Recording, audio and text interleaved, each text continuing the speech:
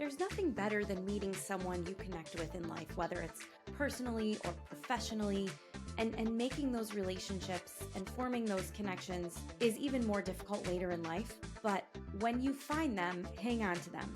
That's what Chelse is for me. She is not only a fantastic photographer and a beautiful artist, but she's such an incredible soul.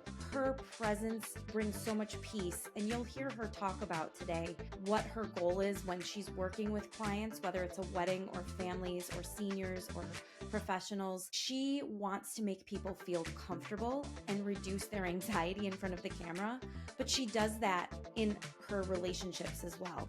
That's why I gravitate so much toward her. Not only has she been a great mentor for me as a photographer for the past 8+ years for me, she's been doing this for almost 20, but her advice is always so sound and her point of view is so special.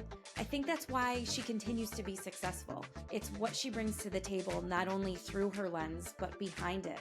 And as she's encouraging and loving on the people she's taking photos of, she's passionate about capturing the moments that matter in life. You'll hear that from her. I don't need to explain that to you, but what you'll also find is just that she is somebody that has inspired me, and I'm excited for you to hear from her because I think this conversation transcends the business and the work of photography, and we really dig into why it matters, why our stories matter. Your story matters, and capturing that is important not just for you, but for generations. And that might sound dramatic to you, but as photographers, it's really important to us. And I think as we get older, you realize looking back how important those moments were, even when they didn't maybe feel that big at the time. So anyways, I digress. You'll hear from Chelse. I hope you enjoyed today's episode. I know I really did. I'm grateful for her. She's an incredible person, and I'm just excited to share her with all of you.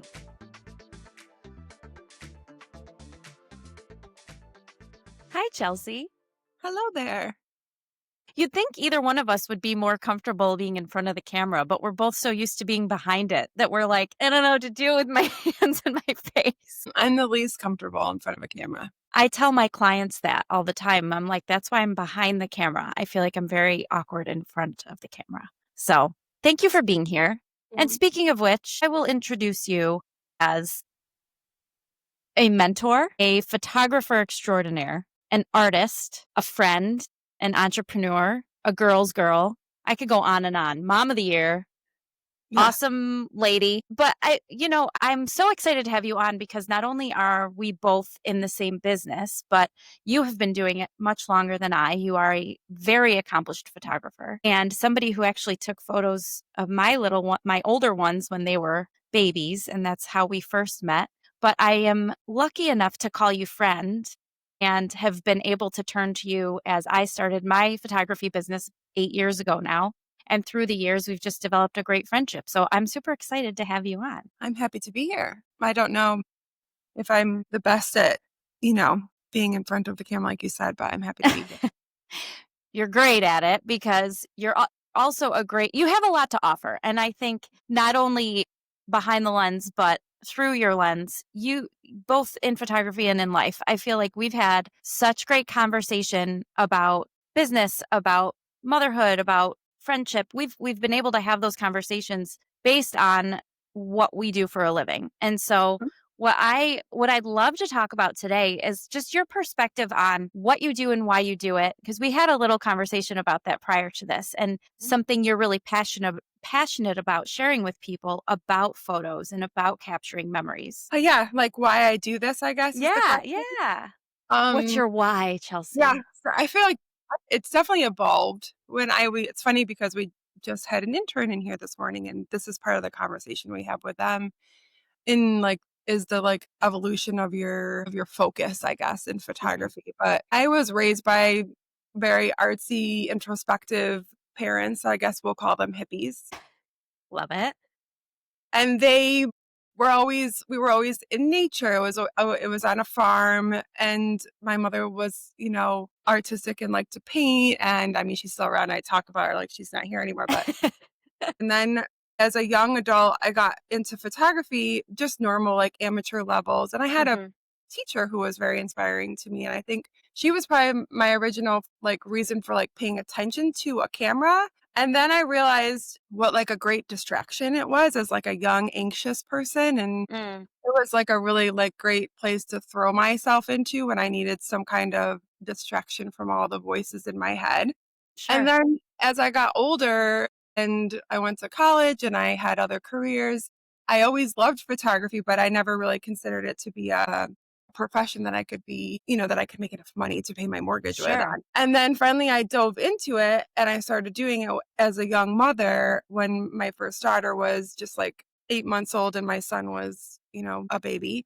Mhm. And it was just something I was trying. And then as it's evolved and as I've like now it's been nearly 18 years that I've been doing it as a Gosh. career, I realize when I really think about it that I'm a very sentimental person. And I think that I feel strongly and have been able to do this for so long because it's like become something that I realize is super, super important to me to capture all of all of all of the parts of people's lives for them. Yeah.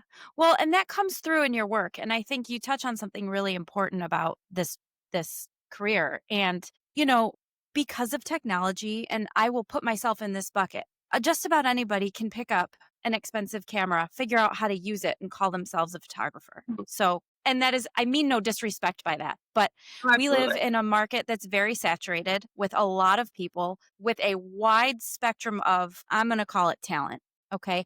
And I think you can buy a camera, you can learn how to use it, like I said, and you can learn how to edit and do well. But Mhm. what I think sets you apart, and there's others, I think, and I'm talking about locally, just with those I'm familiar with, and even for my work, what sets you apart is your approach. And that's what you just hit on, that you are passionate about what you're doing. You're not just pointing and clicking and trying to make a side hobby or an interest into something that you're not putting your heart and soul into. I mean, yeah, I think at first when I was doing it, I was just really excited to be doing it. And I was like, Sure. just learning how to use the camera and they're not hard to learn how to use. Yeah. Then I found that I was just like enthralled in the whole thing. Like Mhm. I was so interested in it and I cared highly about what I was producing and I cared highly about the people that I was producing it for. And Mhm. I don't really know if it was per se photography or the camera that I was so into, or if it Mhm. was like connecting with the kids or the families that I was connecting with. And I mean, you have to really care about all of that. You can 100 Right. come across other professionals or amateurs or whoever throughout the years that you can tell that it's somebody who's maybe just trying something out or Mhm. is Yeah, is and I no judgment on that, right? Like if somebody is just like, "Hey, I want to see how I do," and maybe grab a couple friends here and there and let's try a senior shoot yeah, or a family session, like great, go for it.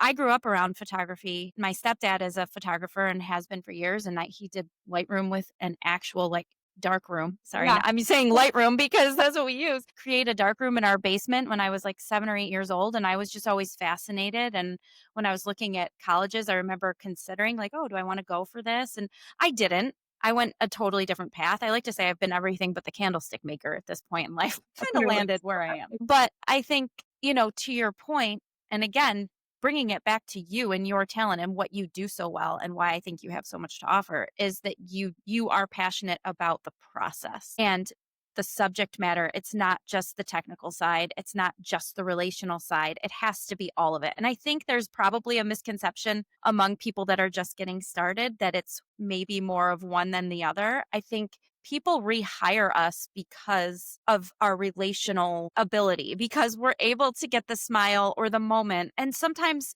I like to tell people, and I know you do this too, it's not always about the smile. It's what's Mhm. really happening. And so that's that umbrella of lifestyle photography that I think, I don't know if you would categorize yourself still in that realm, but in general, I just think that's what people gravitate toward because you exude this, just like you make people feel so comfortable and your work is so technically excellent that you're just in like this other realm of professional that most of us can only aspire to be in.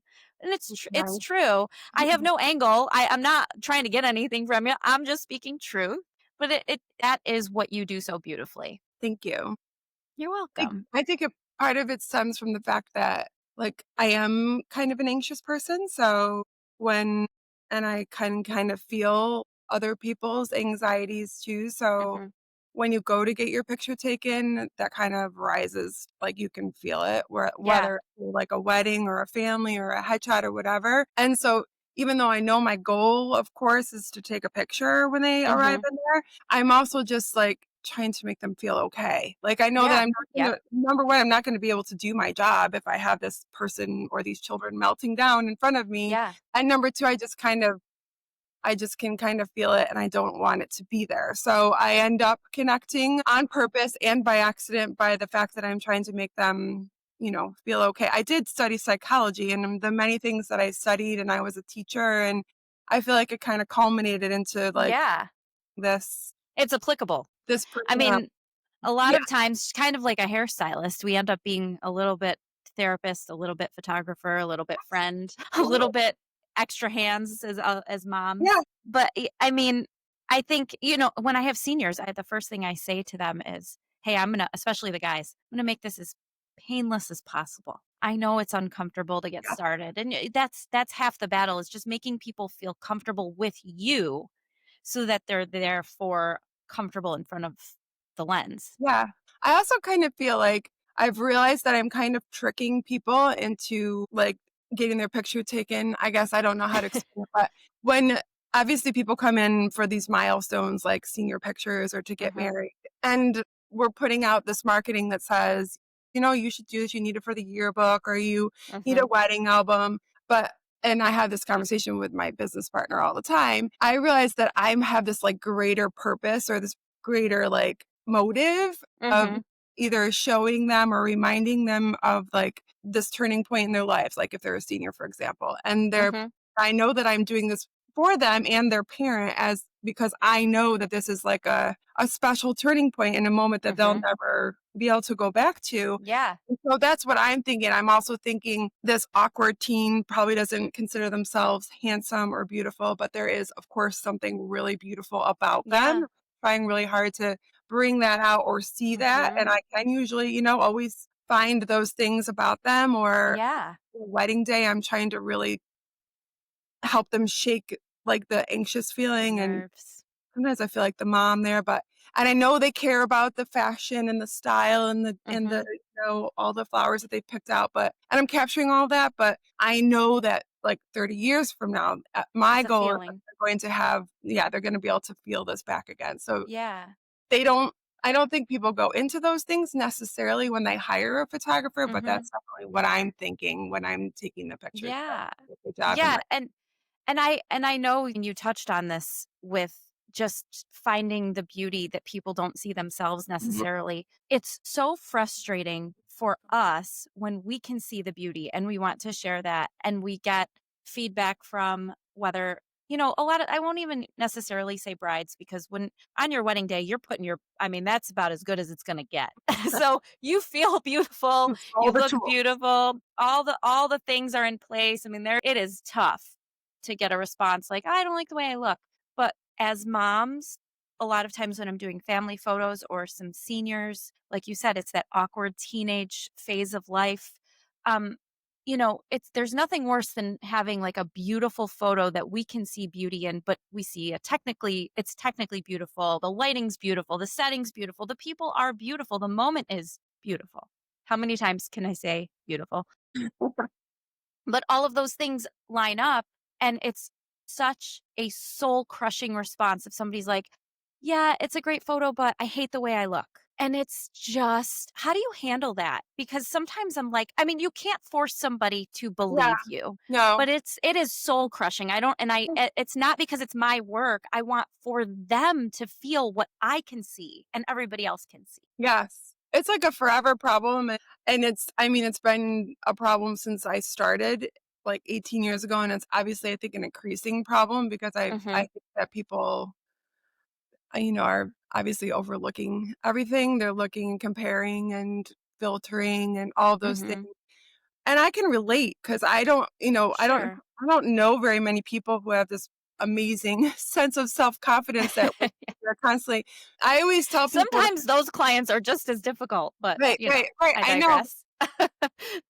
So I always say, well, I do boudoir photography, and I find that this is the most often I'm having this conversation most often Mhm. with those clientele. And I'm saying they were confident enough to come in here and take these pictures. Boudoir, if you don't know, is kind of a sexy photo shoot that Mhm. women sometimes do for themselves or as a gift for someone. They've gone out on a limb, they've come in, and you're always afraid that they're going to look at these pictures and they're going to, of course, notice first the thing they hate about themselves. And I Mhm. think I would say this to a boudoir client, to a wedding client, to a headshot client, really to anybody.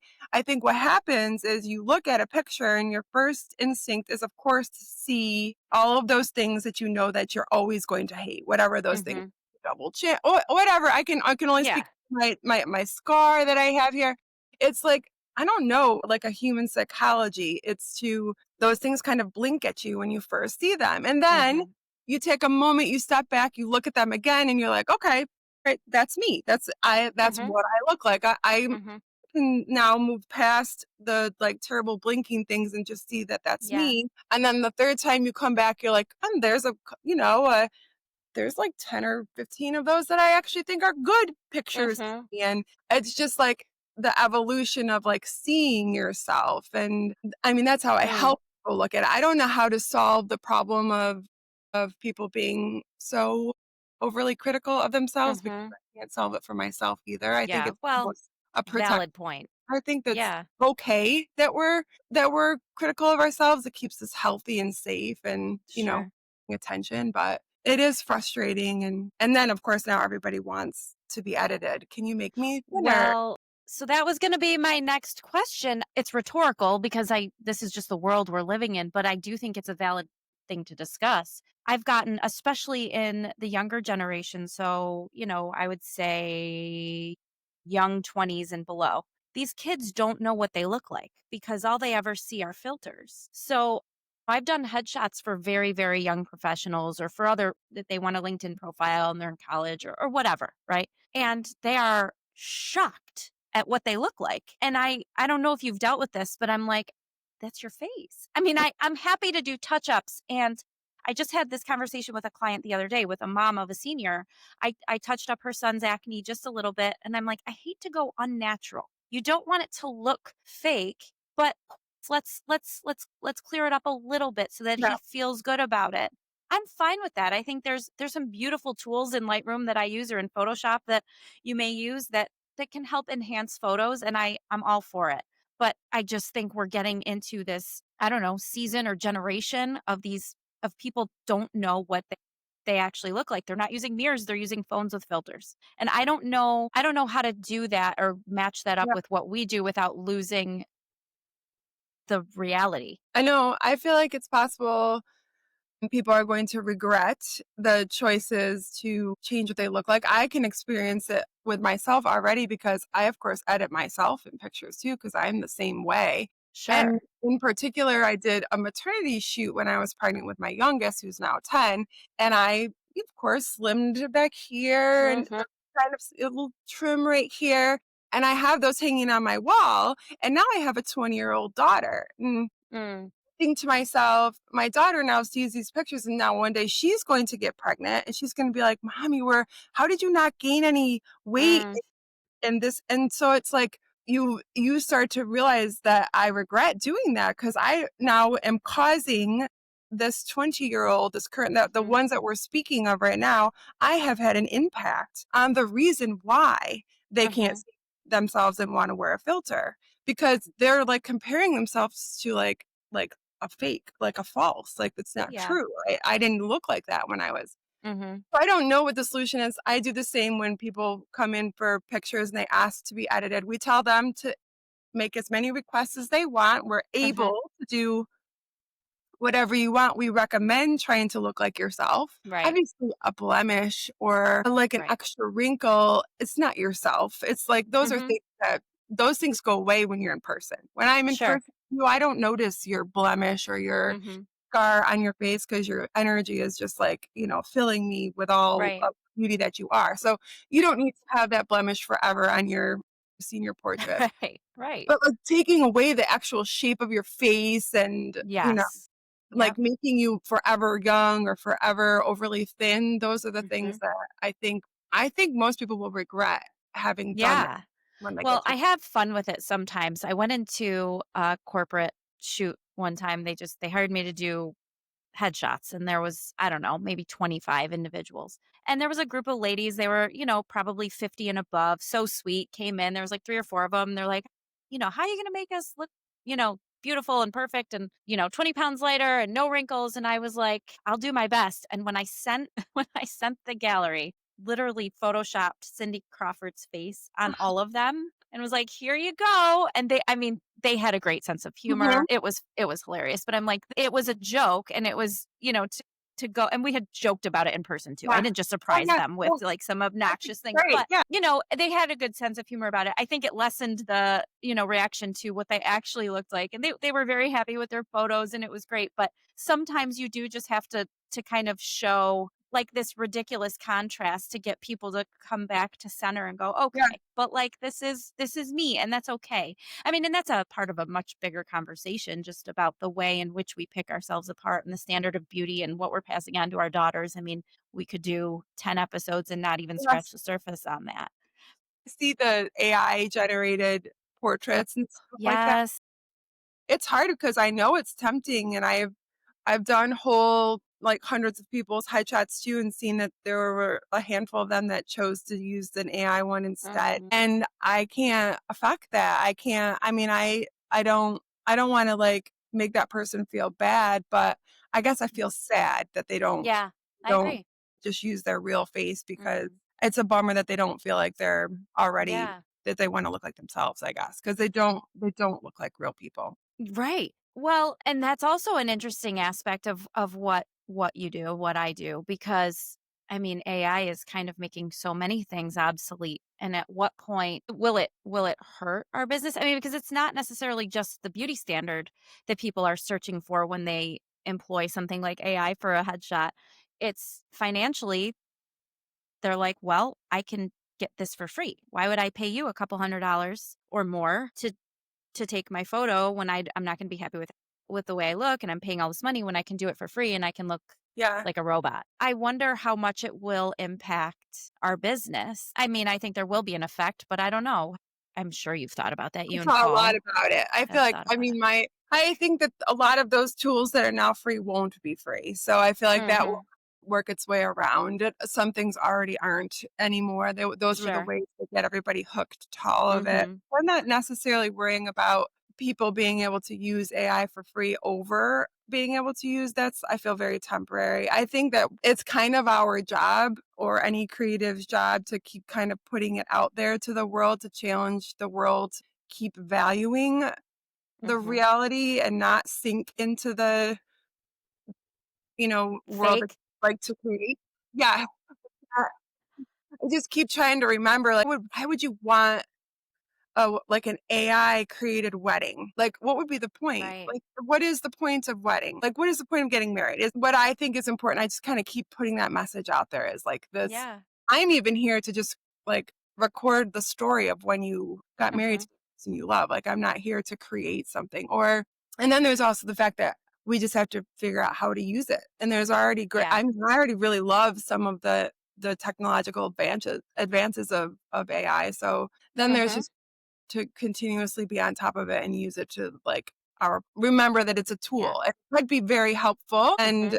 as long as you're kind of embracing it, I guess, in Yeah. whatever way you can. Yeah, there are helpful elements or aspects to it, I should say. I mean, even in just removing in the updates in Lightroom that they've made and just removing a strand of hair across somebody's face Yeah. instead of like Yeah, yeah. painstakingly taking, I mean, maybe not you, it would take me forever to make sure that it No, it doesn't took look like, forever. Yes. now you can just one So swipe many. and it's gone. It's incredible. So yes, there's positive aspects to it, but it's definitely something to contend with moving And people forward. have a false sense of understanding for it. Like we've started taking funny photos of sometimes when I'm sure you've experienced this, you take something like I can take myself in my Hmm. many photos, I'm holding a light pole because Yeah. partner, Paul, uses light to create like a scene. And so Mhm. we'll try to take me out and it will like replace me with like a giraffe or like it doesn't even remove you. It just puts something ridiculous. It's like doesn't even really work that well Yeah. Yep. many times, or you'll ask it to like remove like a big stain on somebody's shirt and it'll put like a big clown flower or something. It's like it's not really that advanced yet. Like it's really not that Right. wonderful. It can take hair away and stuff like that, but there's still a long way for it to go to Yeah. be that. Well, and thankfully it's not a perfect solution. So No, that's no, actually it's gonna helps be a us. little bit. Yeah, it's gonna be a little bit.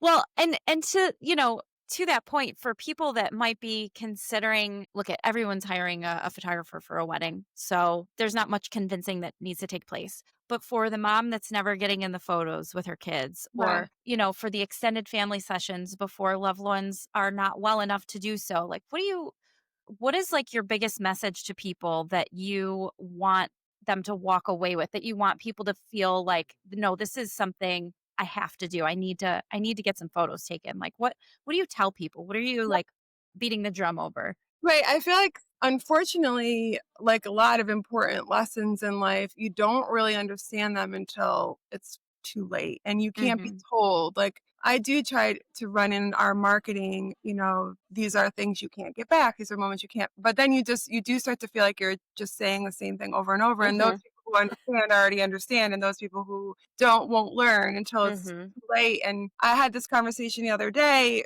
with Paul, and we were talking about, people want to spend money on so many things, like putting their kids into expensive sport camps, and they Mhm. want only to do the best by their children, and they want to create this beautiful childhood, and then now, I have a range of children from 10 to 20, so I do have some that are no longer babies. And then you get to them, you've given them this beautiful childhood, and they're moving out of your house, and you're like, I wish there was some way like I could bring all of that back. Like, I would Mhm. any amount of money in the world now to be able to like hold my 2-year-old, or to Mhm. be able to like pinch their little cheeks, I and know. that is photography. I mean, that is really all Yeah. there is. That's all that is. Once that 1-year-old is 5, there's no bringing back that 1-year-old. That 1-year-old, the Mhm. only way to bring them back is a photo or a video. And Yeah. obviously, you're not bringing them back, but it's the only way to conjure up Sure. like to trigger all of those feelings. And that is Mhm. like, that's pretty magical in my opinion. And I until you've agree. really lost someone like a grandparent or a friend or anything like that. Like I have a friend that I lost when she was like 45, and I didn't Mm. have any pictures of her because she was like it was when I was in my 20s and I wasn't photographing. I didn't have a phone because I'm an Yeah. old woman and there weren't You phones. are not. But I found I had put online, like, I don't know, probably 15 years after she died, I was like, does anybody have a picture of my friend? Because I really want just a picture of her. And somebody sent me a picture of her, and I started just like, I like lost it, which did Oh. not expect. But it was like the only way to bring her back. Like, I had no Yeah. way to Yeah. really, like, I don't know, be with her. So it's super, mushy and gushy to think about all that stuff, but there's no other way. And then people are like, oh, $400 would be too expensive to like take a video of my 4-year-old. And then I'm like, okay, well, I'll talk to you when they're 30. We'll talk Yeah. when they're 30 and Yeah. we can do it. That's And we'll so see if true. $400 would have been enough to have that video of your 4-year-old. I think Yeah. probably would give me millions of dollars. Yeah. Right. That video of your That 4-year-old. that's so true. It's the money conversation is always, I think, for something like what we do, it's because it's art. I think not everybody understands the weight of it the way you're Hmm. describing. And so whether it's because we're trying to get them to understand how important this is, or just because we're women making a living and raising our families and contributing to society, like it's difficult sometimes to have that conversation with people. And I think there's clients who are like, whatever. And you and I are not people to take advantage. So I'm not even gonna, there's not even a thought that, we're gonna gouge somebody. We know value, we know comparison, we know what others are charging. How do you handle that? Because I think then there's people that just are always going to try to get a deal. And look, I love a deal. Love telling people when I get a deal. Yeah, But yeah. this is not an area, everyone listening, I'm going to say it. Chelsea, Mhm. you don't have to say it. This is not the place to save a penny. Yeah, yeah. And I just don't know why people are always trying to, I don't want to say always. That's too much. That's dramatic. A lot of people in a certain segment of people want everything for free. But this is our livelihood. I And mean, it's yeah, just tough. yeah, it is tough. And I can't say that I understand why it has to cost $800 to go to my pediatrician for 20 minutes. But it does. And they've Yep. thought widely about why that is. Part of it is because you're dealing with a secretary and a nurse and an office and a license and insurance. And Mm-hmm. thing goes into what we're charging. I don't pull numbers Sure. out of the hat. I really don't. And we try as professionals to be consistently competitive, Mm-hmm. understanding what people are able and willing to pay. There's a lot that goes into it. It's not Yeah. only because I think it is an important product that people should want, but I have overhead just like anybody else does. I Right. think most clients at this point that we deal with get that. I think they know that Mm-hmm. this, like, as we do this for a living, like I don't do Mm-hmm. this for just for fun. Mm-hmm. Both Paul and I do this for a living. It's the only thing we do. So I think there's that scale. Some people are Mm-hmm. just like, or at least I see some language changing now when people are looking for a photographer and people will say things like, I'm looking for someone who's learning, or I'm looking for someone who's Yeah. an amateur. And there's a place for that. And there is a place for that. And then there's somebody there's some more important things, there's some standards that they have, or some quality, or some that things that professionals deliver that they're looking for. I try to kind of, I guess, educate people on that Mm-hmm. process in order to try to help them understand why Yeah. we price things for that way. And it's just like a doctor or a car repair person or anybody Mm-hmm. else, there's a level of experience, which means I've spent money on education and Yep. continuing education. There's a level of equipment that is, Yeah. people would die. And I don't even want to say how much money I have in the car sometimes when I go to a wedding. I know. A large amount of money of materials that I bring with me is having a studio and the Mm-hmm. building and all the things inside of it. There's insurance, there's all the professional softwares and Sure. editing Licenses and yeah. tools, and so there's all of that that goes into it. If it was just me and Mm-hmm. I could literally just like walk out my door and just like with one camera and one lens take a picture, it would cost far less. Sure. And I have thought, because sometimes you're like, well, what if we just make everybody happy? Yeah. And we Well, just good charge, luck. $400 per wedding. Like, how many Yeah. weddings a year would we have to shoot in order to make a Mm-hmm. living? And obviously that would be, I don't even know. Yeah. And What, I've how would I even struggled. do that? Right. No. And then it's just, Yeah. you'd be chasing your own tail. It doesn't, No, we at do a some track point, things there's of a what breaking, right. There's a breaking point somewhere. And somewhere in that spectrum, it's like, okay, here's the breaking point, but now I also need profit. I And, couldn't solve those. I couldn't right. solve those. I couldn't store all of that data. But I don't know that people can really, they don't have to wrap their heads around it. It's not their job to wrap their heads around. It's Right. not my job to wrap my heads around what a pediatrician charges. I just Right. understand because I know that they're not There's trying value. to hurt me, that they're Right. just, trying to create a service that has to last Right. forever. Right. And I've struggled with how to price things out. And to your point, there is so much that goes into it. It is not like, I'm just going to throw this number out there. I Mhm. do think there are some photographers who do that and that may charge the same as I do or the same as you do. And you and I can look at their work and say, yeah, it's nice, but you're going to zoom in and it's grainy or it's not tack sharp and the lighting's off or they're using whatever beautiful preset you want on your photos. And so everything matches and it looks aesthetically pleasing on your Instagram, but don't try to print them.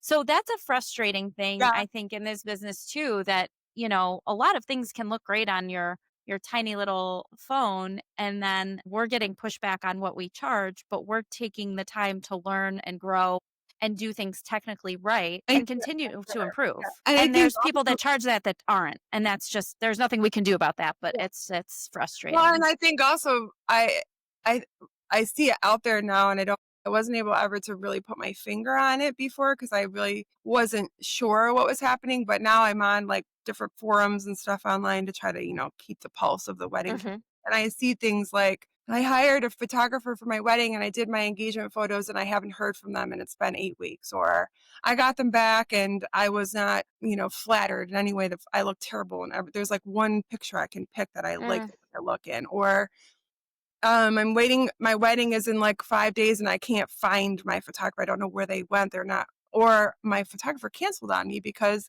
oh they my have a job gosh. or whatever the reason is, or Yeah. like there's lots of levels of professionalism Hmm. beyond just the fact that Yeah. people are still learning and picking a number out of a hat. There's a lot to why we charge what we Hmm. do. And it's because we care, because we can, Right. because we know we're offering a product, because we're in this and we've been doing it for 18 years. We're not going to Hmm.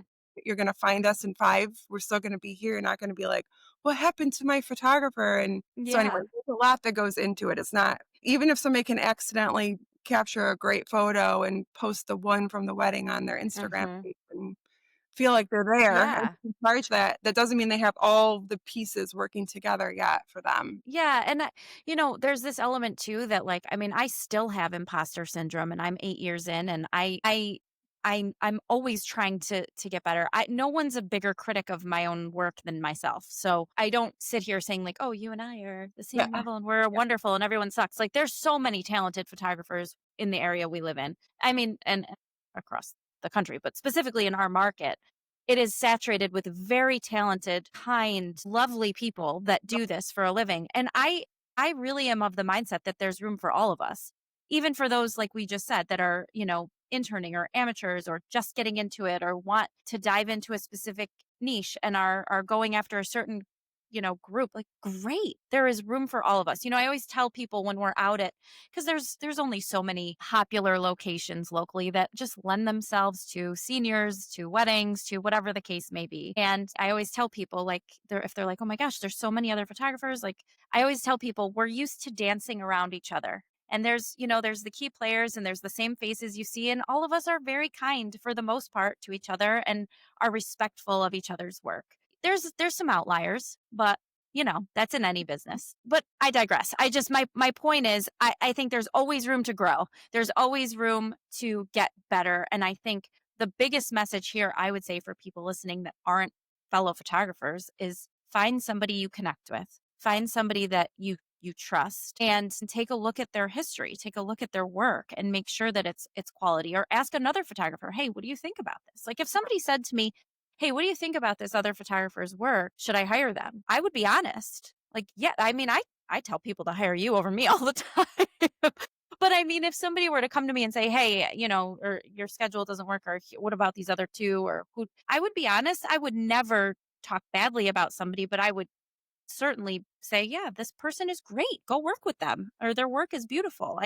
I have no problem doing that. I don't know if that's how everyone feels, but Yeah. I I mean, do. I think for me, it's been an evolution. There were parts of my career where I wasn't as confident yet. And I was consistently looking at other photographers and like comparing myself to them or getting mad because I thought, we were doing the same thing and I didn't know how to escape that, or Mm, worrying if my client would go to somebody else. And I mean, it's like hmm. there's some growth there that happens as you Sure. become like a professional. And I think that's part of the process. And I think the fact that I mean, I look at my work all the time and hate it. Like when I come home from a wedding and I look at the pictures, I'm like, these are terrible. I Oh can't my believe gosh, they're Chelsea. not terrible, but I'm always like, I wish I would have captured that better. Like it takes me a real moment to like be able to like, then I can go back. Like now I'm picking Yeah. photos for like a blog or like a marketing piece. And I'm like, oh, wow, those were great Yeah. Yeah.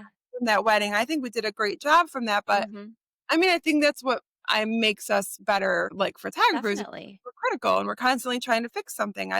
Don't like the way that I'm, balancing the light at that time of day and like, what could I use to make that Hmm. better? What tools could I buy? And then like, you and I are great friends and I have many of my friends are photographers. Hmm. I mean, I feel like that's the best way to go around it because who Yeah. else can you complain to? In Right. life industry, right? Who else can you vent to about all You the have taken more of my calls going, Chelsea, I just left this shoot. What just happened? I mean, I think that's any industry you want to be able to connect Yeah. with the people and everybody's in their different place. And so sometimes Yeah. there are people that are just learning and they still feel Mm-hmm. competitive because they feel like they're, not there yet, or they want to be there, or they're Mm-hmm. trying to stand out, or I don't know. It's definitely a journey. And sometimes Yeah. I go back in the journey for whatever reason if I feel like I'm not, usually it's about me. It's usually about me. It's usually Yeah, what well, and to your I mean, that's in anything we do, right? Like it's easy to compare and to feel less than, or, constantly trying to keep up with everybody else. But I mean, I think you should feel pretty secure at this point in I what mean, you're doing. what I feel now is I feel I've been doing this for a long time. So Mm-hmm. I'm trying always to, be current. I think Sure. I'm very confident that I could pretty much make any photo happen that anybody Mm-hmm. wants. And I try to decide whether I'm being like old fashioned to think a new trend is ridiculous, that can't, Mm. there's trends. I can't tell you the trends that I've seen come and go. And some of them Okay, wait, give us an example of like a ridiculous trend well, that was like like so hot and now gone. well, there was the HDR, very like every single edge was sharp, which was Mm-hmm. so unflattering. And it was like, I don't even know. I think it was probably in the kind of the beginning of the digital photography age where you Mm. could edit and you could over edit, and there became these tools where you could like overlay all the exposures, so you could have the bright. I mean, you could still do it, but most people Well, they don't. do it in real estate photography. Yes, That's yeah. the way they produce all of the real estate photography. Well, Yeah. that looked ridiculous. And now there's the blurry photo trend, which is very, Mm-hmm. and I get it because I try to like really like take a good look at like what is the reasoning behind this. And Yeah. I've heard people explain that, right now people's taste in photography is very genuine and they want to like Mm. feel a picture. Funnily, that we were just talking about the fact that they would like to look, no, like not even remotely. Yeah. Right. Right. Some people really don't. The majority, or my client, is the client that wants to feel. So there's this movement, like there's this blur Mhm. that can give you that feeling of like running through a field, Movement. right? Like so there's some movement there. But then there's just everybody trying to jump aboard a trend where they're just Mhm. making like a plate of food blurry. Like there's no movement involved. Yeah. So you just get all kind of like lost in it. You want to embrace it and figure it out. And Well, no, those are just the ones trying to figure it out and they lost focus. And they're like, no, I meant that. I meant it. so yeah, so I want to be able to offer those kinds of things. And my daughter is 20 and I try to take her pictures and she's always loved my pictures, but she'll give me like just her phone to take a picture and I'll Mhm. take them and she's like, too close. No, there's that. No, Yeah. I'm looking at the camera. I can't be looking at the camera. And like all of these kinds of like things that she's telling me. I've been doing this for 18 years. Like Yeah. I've thought about it. Yeah. But do you feel confident with an iPhone? I got to tell you, people will be like, wait, you're the photographer. Here, you take it. And I'm like, nope. Do I not always hand do me an that. iPhone. I am the worst with an iPhone. I'm not. And it's What is that? fine because it's a totally different kind of photography. Yes. Like documenting of your life on your phone is so Yeah. different than Yeah. My hiring. husband, he's always like, he takes the most beautiful phone photos all the time, all day, every day. I've got thousands and thousands of our 18, 19-month-old and of everything else in our life. He just takes gorgeous photos and he's always like, can I be your second shooter now? Can I be your second shooter? I'm like, no, we'll talk. I mean, But maybe translate. Who knows? he probably would be great, but is shy away from it when people are like, no, here, you do it. I'm like, you don't understand. I'm terrible with the phone. My daughter's always yelling at me, no, hold it like this. Yes, I I'm know. like, you do it. I don't want to do it. I can't take a selfie. I cannot. I don't know if it's age. I don't know if it's something in my brain. I can't find the good angle. It's comical, I mean, actually. I suppose with my like very own phone, I can manage to like practice enough times to take like an okay more video. Actually, I like to take with my phone. But when somebody hands me their phone that I Yeah. like literally don't even You're know like, I the don't. buttons on it, I'm like, what? I don't even. How do you turn it on? I don't even. I feel like they must lose all sense of respect for me at a wedding when they hand me my phone. Never hand a phone to a photographer. I look terrified. So funny. Yeah, I'm so bad at it. But I think that's another thing. Like, talk about AI, talk about all of these tools. This next generation, yes, they're used to filters, but they also are great with an iPhone. And Yeah. they're like, no, I can take my own photos. And they can't tell you. I don't know if you've experienced it this year. Almost every single senior shoot I've been on this year, I have seen some version of someone having some photos taken by another person with a phone. Have you seen this year? Like Like a senior, these locations? I don't know if I'm understanding. like you've seen them taking like a Like photo there's before. like a child and a parent, just we'll just Mhm. say for Oh, argument's yeah. sake, or a kid and their friend. And Mhm. they're clearly posing and in the locations we Oh, yeah. use typically for senior Yeah. photos. And Sure. the person taking the photo is on an iPhone. Yeah.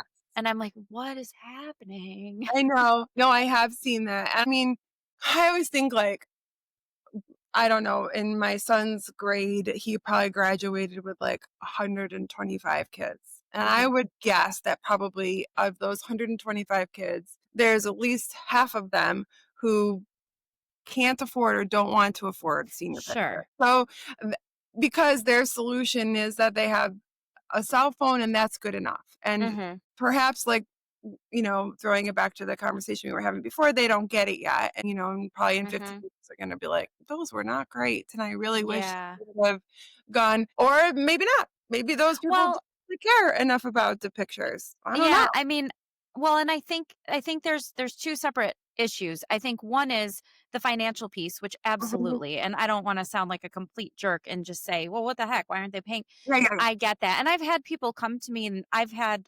opportunities to bless somebody where I'm like, "Hey, I'm going to pay what you can," or I'm going to gift this to you, and I'm not trying to say that everyone should or can No, do right. that, but that is very important to me. So as much as this is my business and I'm trying to make a living just like you are, and Yeah. there are people that are seeking our services that can pay, when there are those that can't but require our services, I'm happy to work with those people and Mhm. and have done so. I think separately there is this, no, I can do it with my phone, and I just think there's this missing education for clients, honestly, that the quality is not going to translate to putting in 11 by 17 or 16 by 20 of your child on your wall if you're taking it with your iPhone. Yeah, I right. guess that's where the breakdown No, is for me. And I yeah. don't mean to sound like a jerk, like, why aren't they paying? You know what No, I mean? I get that. Yeah, I totally understand that. I think that, like my daughter, for example, she does not carry around a camera. She only carries around her cell phone. And she has Hmm. started to try to print things out and has realized that, you know, I guess okay for like a 4x6, but Sure, it's sure. really not much better than that. And I also think that sometimes I think people don't really get the difference. They're like, I can take my kid to that park and, take a Hmm. picture of them. It's the same thing. And until they've tried it, and I'm still amazed that I have people come in for family pictures with like children that are in their 20s that are like, this is our first Oh professional my photo shoot gosh. with. So it's just kind of, I guess you don't know until you know. And I Yeah. also remember I have my children photographed by other people. I don't only photograph them because my children don't do for me what they do Yeah. for all of the Hmm. reasons why. I just think there's some people who think that they're excellent Yeah. at it with their phones and they don't. I just don't know that Well, they. here's a PSA. Your iPhone photos are not going to print in large format. No, they're not going to They're print. not going to look good. No, and then I mean, and so many other things. They're obviously not Yeah. created and, made and cultivated and lit and posed and Right. all the things.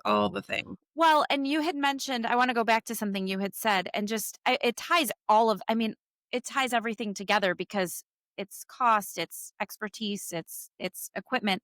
There are so many pieces that go into putting together a shoot, putting together a session. Mhm. It's, location, it's bringing the equipment, it's understanding light. And I'm still constantly learning and still trying to learn more and be better and get better. But it is not just somebody calls us and says, "Hey, what day do you have available? How about this time?" The time of day matters. And if you are not well versed in how to use light, if it's high sun and you can only shoot at golden hour. Now, I prefer shooting in golden hour. Right. I don't know many people who don't because it's just this lovely magical time, or Mhm. can be, not always. I've always avoided shooting in full sun. I've recently learned how to do it. And that's years of just being afraid to dig in. But now I should say I didn't recently learn. I'm recently confident enough to say I can if this is the only time we can do it. Yes. But I think when people are scheduling, that's confusing sometimes to them too, like why we shoot when we shoot or when we shoot when we shoot. Yes, totally. I mean, I feel like there's a lot of photographers who have too hardly like fallen into that. And I get why, because like you're saying, it is the most beautiful light. The most beautiful Mhm. light is like an hour or 2 hours from sunrise or sunset. And that's Mhm. gotten out there to be like the information, the Mhm. definitely the hot take.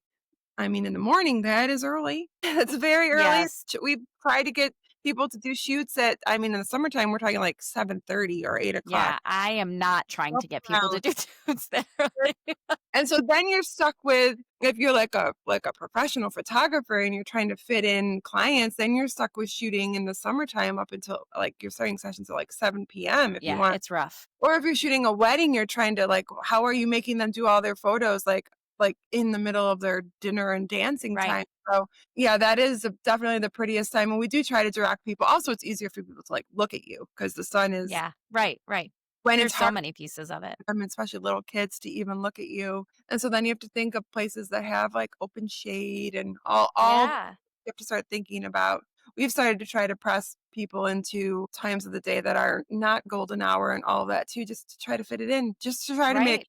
it convenient for people too, because Right. people want to do stuff at, like 3 in the afternoon. They don't want Sure. to do it only at 7 p.m., but it is Sure, definitely, but I do think that communication piece when people are booking you, like if they're looking at your work and they're seeing these beautiful glowy photos, it's not that the work won't be beautiful, but it will look different if you're yes. at 3 o'clock than if you're at 7 o'clock on a July night. Totally. We talk about that for everything. We talk about that in weddings too, when people like do their first dance, and we show a lot of Mhm. pictures online of these beautiful dark rooms with these like With your really light. dramatic lighting. Like we would like to do our first dance when we like walk in and it's, I don't know, 4:15 in the afternoon. Right. We're like, that's totally fine, but it won't look like, I Right. don't, that is definitely a big piece of there's so many parts of being a photographer. There's obviously taking the pictures and choosing the lighting, but there's like aligning expectations and Mhm. communicating with clients and making sure they understand everything. And I think that's a big difference between a Sure. professional and an amateur too, because that's when people are Yeah. like, I don't get it. Why does this look this way? And it's Mhm. part of that is being like super like in communication with your client. Yeah, well, and it's stressful.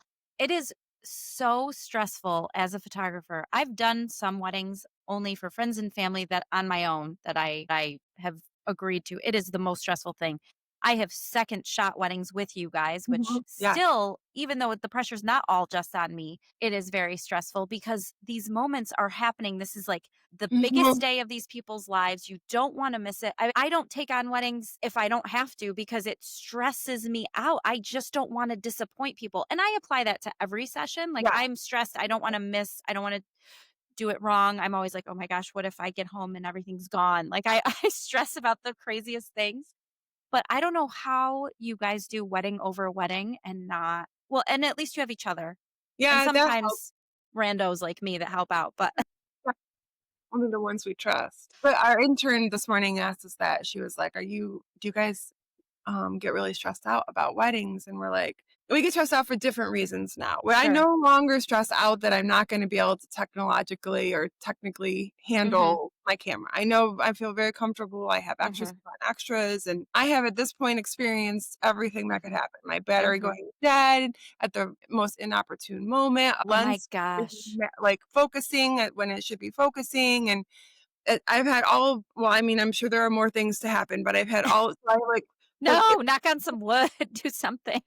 they have this checklist of all the things that could go wrong. And so I don't necessarily feel so anxious about those things, but I do feel anxious about, I mean, right now I feel anxious about my clients being anxious because Hmm. they're so nervous and so like overwhelmingly worrying about things that they are not in their control and in my opinion are not always very important, and they let Yeah. all of these things weigh them down, and the day can become just unenjoyable for them and hard Hmm. for us to photograph because we like can't bring them into Yeah. like experiencing their day. So now those are the things that make me anxious, that I'm going to like Hmm. have a couple that takes 4 hours too long to get Hmm. ready and then no longer My has time to gosh. take pictures that they've paid so much Yeah. to do, or yeah, that I there's will say, I think the one thing about weddings that I actually look, we all have to know our strengths and weaknesses. I think I am competent with my camera, which is why second shooting feels Mhm. like a breeze and a joy, honestly, because I adore you and Paul. So it's always great if we can ever make that work out. But I think one of my strengths, which is hard for me to even talk about, but is the people part. And Yes. so any wedding I've done, I'm like, this I got. Like I can corral Yeah. 20 of y'all drunk off your butts and still get a great photo, right? Like I can do that. I can make the awkwardness between this side of the family and that Yeah. side of the family. Everybody's going to at least chuckle for a couple minutes and then go their separate ways. I can get everybody in line. I can get them all out of the way. I can use my voice. I can be calm. Like I really in those I shine in those moments. But it takes it sucks the life out of me. So like for me, for a wedding, I enjoy that, but I don't know if it's just that I'm in my 40s now and exhausted, but it'll put me out for days if I do a wedding like that. Like Yeah. so you guys do so many. I don't know how you keep up with it because it is Yeah. draining. It's draining and there's a lot of like energies involved. I tell Right, the and that's what I think I'm talking yeah, about. It's a good way to totally. put it. I always tell the bride in particular, I guess I probably have the most communication with the bride, but they're always like, I'm really nervous. I've heard that when you walk down the aisle, it's like just like terrifying. And I remember my Oh, own. honey, if it is, you run. I think it's just that feeling that like of everybody looking at you, right? Like Yeah, that. yeah. And I think that there's so much energy on a wedding day that comes from the nervous bride or Mhm. the nervous mother or the nervous groom. Mhm. And I'm like definitely an energy person. So I definitely like feel all of that. And I think Mhm. that's what makes it tiring is that there's Mhm. a whole day of that and you're like taking on all this energy, Yes. hundreds of You're guests that managing emotions for right, and people. all this emotion, and then you're also trying to make sure your batteries and your light stands and all the stuff is where it's supposed to be, Mhm. and constantly, and then you're like looking at the weather and you're checking the radar and you're making sure it's not going to pour on your portrait Yep. time. Then you're like, you know, something's running late, so you're scooching a schedule around so that you can make it all Mhm. happen, and you're not eating and you're Yeah. walking 20,000 steps, and Yep. it is definitely a lot, and I mean, it's also really challenging and really fun because Yeah. I think I thrive off of all of that, but definitely by the end of the day, you're just like, Yeah. I don't you're know how you guys do it the next so day, much. I'm pretty toast. It's like, It's a lot. it's a lot. And you have to also be smiling and Yeah. Yeah, you're helpful. on. You're on all day and it's physically grueling, it's emotionally grueling, it's spiritually grueling or energy, however you want to call it. Yeah, It is. And absolutely. I actually really enjoy it and I think gosh, if I had started this when I was in my 20s and Yeah. didn't have a family and could be away all the time and do it and whatever, but it's neither here nor there because it's not the Mhm. way it Right. unraveled for me, That is but absolutely. I actually do really enjoy it, but it is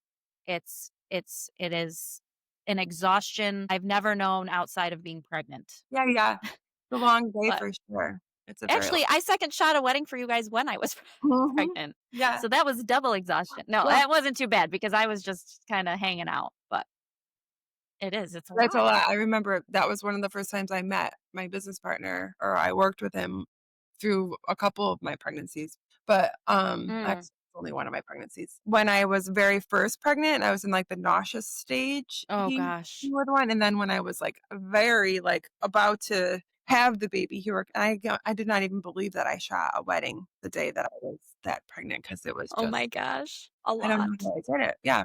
It was a lot. Well, and you do have an incredible business partner and Yeah. you guys have built I mean, you started let's go back a second. You Yeah. started, you said 18 years ago. It was just you. And you Mhm. did mostly families and newborns. Yeah, I did get into weddings in my first year, but I always really limited the amount that I did because I didn't love doing it by myself, and I was It's working with hard. other photographers, and I got lucky to meet a friend of mine that I worked with a bunch, and I loved working with her, but sometimes you're like Mhm. I felt just kind of very alone doing it Mm. myself, Mhm. and I don't know, if you're, like, having a day where you're, I don't know, going through something at home or whatever, it is hard when you're by yourself because like 100% all on you and you have to really Mhm. like compartmentalize. So I did a lot of family, baby, and some wedding. Mhm. First started by myself. It was called EIEIO. So it was like a little Yes. I child. loved it. I remember, I mean, you did Liam's photos. I Yeah. was pregnant for Emily. And one of my biggest regrets is when we were at your studio, he was 25 months when Emily was born. So he was just turning 2. I was pregnant. It was a couple months before I had her. And at your studio, you said to me, "Do you want to get in a couple with him?" I was like, "No, no, no. Like, I'm all set." You didn't push me. And that was it. That was the end of the conversation. And I love those photos of him. But I always think back to that. Like, why didn't I just take the Yeah. photos? I get so Yeah. mad at myself still about that. Yes, and I think you have to experience that, like, yourself into your like, you probably now as a photographer are trying to really encourage people Yeah. to get in the picture, and I know it is hard because I can relate to being the mom who's not particularly paying attention to how I look or giving myself enough time to, like, look Mhm. how I wanna look, but, I mean, I think those photos are maybe perhaps they're not even as important to you as a mother. Mhm. I mean, I think they are. I think you wish all of us wish we had a million more pictures of us when we were younger. As we get older, we're like, Mhm. "Oh, daddy." Yes. But I think they're perhaps even more important to your children. Like, I have very few photos of my mother with me, and she's still Mm. around. I love her, and I get to see her all the time. But there are a couple, and they're, like, almost magical. They're like this, like, Yeah. you can almost I mean, I could not remember. I don't know about you, but I can't remember anything before perhaps, like, 10 years old. Like, Mm. actually remember my life. But when I see those pictures of her with her long, long, long hair and little baby me, I kind of feel like it's like a memory. Like, I look at it Yeah. Yeah, sure it is. my only, like, way. So, I try to get in the picture at senior sessions. We even at the end of even a senior session, we're like, "Can we just take a picture of the 2 of you?" Even if they're literally wearing, like, a jogging suit, we're like, Yeah. "It's not going anywhere. It's just for you." It's literally just Mhm. like a little memory. I It's not always love when they wanna hop in 1 or 2 at the end, and when they don't, like, I'll offer. I never push anyone, but I'll offer, and they're like, "No, no, no." I'm like, "Okay, are you sure?" But I love when they're like, "Yeah, I'd love to," and because it's your little boy, it's your little girl, and you're never gonna get this time back. And it's not just applicable for seniors, it's for everything we're talking about. And I think that's why I love what I do, and I know you love what you do in spite of all the, we're having a little bit of fun with kind of the challenges of it, but and at some point it's a job. So I don't it is my work. I mm, enjoy it. I am passionate about it, but I'm not somebody who carries my camera around everywhere I go. When I'm working, I have it on me. When I'm not, I don't. But that's me. And that's not I know some photographers that's their whole life, and I love that. But for us, I think for me, I don't want to speak for you. For me, I love what I do so much, and it's so important to me that other people that want the photos, that I don't disappoint them, that mhm. I give them these moments that we're talking about, because all of these moments are so important and will be down the road. Maybe not tomorrow, maybe not next year. You might go, "Oh, I still hated that outfit," or "I hated my hair." But in 10, 15, 20 years, or when we're long gone and our kids are looking, that's all they have of us. Yeah. And like, I want that. I want people to have that for themselves. It's not for me. It's not, let's keep growing and being bigger and bigger for my business. I'm a one man band, and I have to be very careful with my calendar because I just can't do it all. But, it's so important to me that people are happy with the memories that are captured for them. And I want to do the best I can if they're going to trust me to do that. Yes, 100% agreed. I always say that I'm like I don't carry my camera around as much. I do a little bit here and there. I have to, like, actually work at it because I am obsessively interested in documenting my life and my children's life and my parents' life and pretty much anybody around me. Mm. And I don't even know where or how that started, but I just feel like I'm also interested in, like, other people's lives, and it's I don't know, it's kind of like it's all we have, right? Like, Story. Yeah. it's our story. It's the story of what we did and who we were, and I can't think of anything much more important to be doing with my time than, like, helping people, like, capture that story. So I Hmm. feel like really kind of like this is what I'm meant to be doing. It Yeah. evolves, of course, all the time, but I do feel like I feel like I'm a storyteller.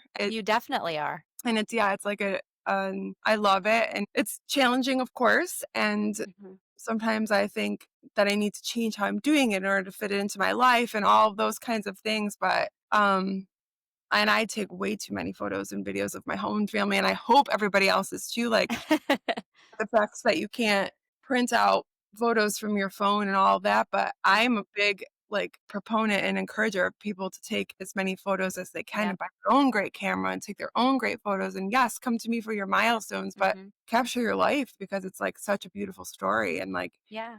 your story is your story, and it's somebody will want to look at it forever. Somebody will always want to I look at your story. I love that, and I think, like, that's just it ties everything up beautifully because I think, like, even for this podcast, not every topic is positive, not every topic is fun, not every topic is easy. This one happens to be, like, fun for us, right? Yeah. But it's like, even in the difficult moments, there's a photo that I took when my daughter was in the hospital last August of just her hospital bed because I didn't dare share a photo of her and especially at that time, but it popped up in my memories this week because it's been a year and it was just an iPhone photo.